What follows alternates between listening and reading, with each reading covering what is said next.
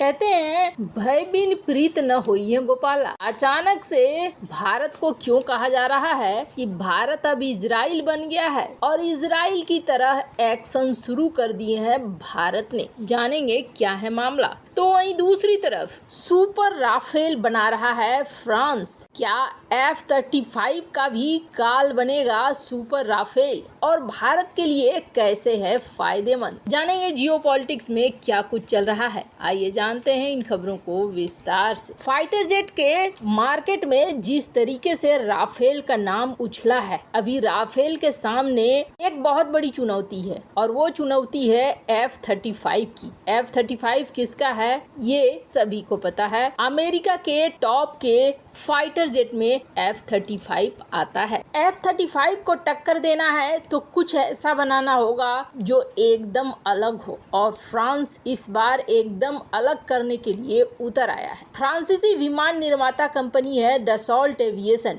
Dassault aviation ने अब super Rafale F-5 की घोषणा कर दी है। फिर सुपर राफेल में होगा क्या, तो आपको बता दें सुपर राफेल में होने जा रहा है स्टील टेक्नोलॉजी और इसमें और बड़ी बात क्या है कि इसमें हाइपरसोनिक मिसाइलों को फायर करने की भी क्षमता होगी। इस विमान के साथ लॉयल विंगमैन फाइटर ड्रोन को भी इंटीग्रेट किया जा सकता है। सेल्फ डिफेंस सिस्टम के साथ जॉइंट जैमिंग रडार से लैस राफेल F-5 अपने लिए युद्ध के मैदान में एक प्रोटेक्टिव वॉल भी बना सकता है। मतलब एक ऐसी दीवार जिससे दुश्मन की एयर डिफेंस मिसाइलें इस लड़ाकू विमान के आसपास भी नहीं आ पाएंगी। इससे अच्छा क्या हो सकता है कि कोई फाइटर जेट सामने वाले दुश्मन को मार सकता है पर सामने वाली मिसाइलें उस पर असर न हो। फ्रांस जिस तरीके से इस लड़ाकू विमान को बदल रहा है, इस बार इसका टक्कर सीधे सीधे F-35 से होगा। अभी अमेरिका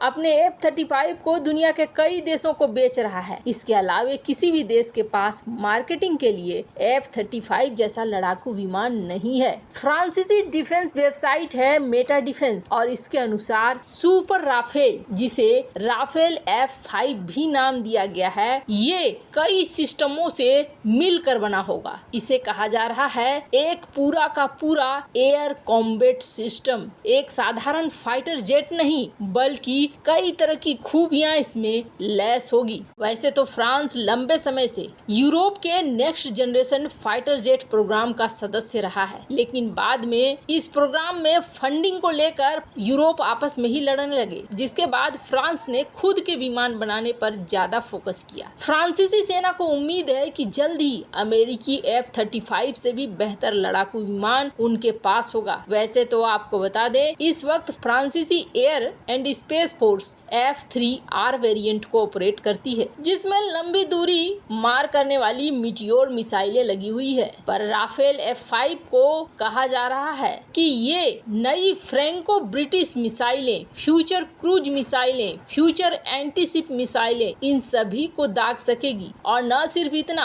हाइपरसोनिक स्पीड से उड़ान भी भर सकेगी। वैसे बताया जा रहा है कि ये सब कुछ कब तक होगा, तो कहा जा रहा है 2024 से 2030 इन सालों में फ्रांस इस मामले में कहीं आगे निकल चुका होगा। खैर, भारत के लिए ये फायदे वाली बात इसलिए है क्योंकि भारत पहले से राफेल ले चुका है और राफेल के कुछ वर्जन को अपग्रेड भी कर चुका है। राफेल के लिए भारत में एक इंफ्रास्ट्रक्चर पहले से ही बन चुका है। ऐसे में अगर राफेल F-35 के टक्कर का होता है तो भविष्य में भारत इसी को खरीदने की जरूर सोचेगा। खैर, जहाँ एक तरफ ये सब कुछ हो रहा है तो वहीं दूसरी तरफ भारत को क्यों कहा जाने लगा है कि भारत इजराइल बन गया है। हाल के दिनों में कुछ ऐसी घटनाएं हुई हैं जिसके बाद एक अफवाह ने जन्म ले लिया है। दरअसल हुआ क्या है, इंडियन एयरलाइंस की उड़ान IC-814 इसको अपहरण कर लिया जाता है और इसमें एक शख्स शामिल रहता है जिसका नाम था जहूर मिस्त्री। पिछले साल पाकिस्तान में जहूर मिस्त्री को अचानक से कराची की अख्तर कॉलोनी में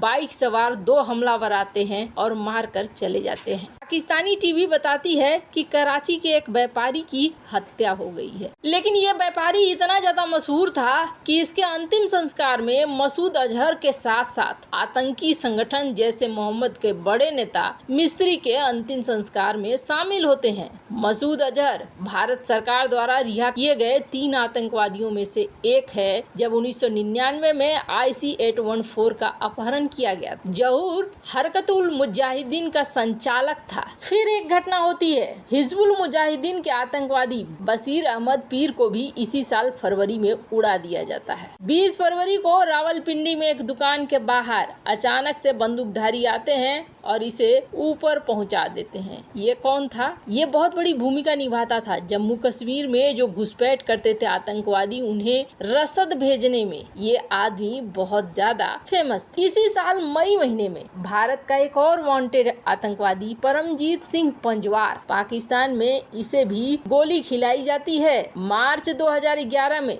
भारत सरकार ने एक लिस्ट बनाई थी और पाकिस्तान को कहा था कि 50 अपराधी हैं, इन 50 अपराधियों को लौटा दो, जिसमें से एक का नाम परमजीत सिंह पंजवार भी था, लेकिन लौटाया नहीं पाकिस्तान ने। पंजवार को 30 कैलिबर की पिस्तौल से उस वक्त गोली मारी गई जब वो अपने सुरक्षा कर्मियों के साथ लाहौर के जौहर टाउन में किसी काम से बाहर निकला। पाकिस्तानी मीडिया में घायल बंदूकधारियों का कोई जिक्र नहीं किया गया क्योंकि वो सुरक्षा गार्ड थे जिसे ISI ने परमजीत सिंह पंजवार की सुरक्षा में तैनात किया था। पंजवार को 1 जुलाई 2020 को यूपीए के तहत एक आतंकवादी नामित किया गया था, जिस पर 18 छात्रों की हत्या के साथ साथ 5 नृशंस अपराध के खाते खुले हुए थे। इसके बाद नंबर आता है अवतार सिंह खांडा। यूके स्थित खालिस्तानी आतंकवादी अवतार सिंह खांडा, जिसने वारिस पंजाबी के प्रमुख अमृतपाल सिंह की मदद की। उसका ब्रिटेन के बर्मिंघम में एक अस्पताल में निधन हो गया। हालांकि अवतार सिंह खांडा की मौत कैसे हुई, इसको लेकर अभी भी सस्पेंस है, लेकिन कुछ लोगों का कहना है कि उसकी मौत ब्लड कैंसर से हुई। कुछ लोगों का कहना है कि उसे जहर दिया गया, लिहाजा मौत तो उसकी संदिग्ध मानी जाती है। लेकिन ये आदमी जो था, ये आदमी कहीं ना कहीं भारत विरोधी था।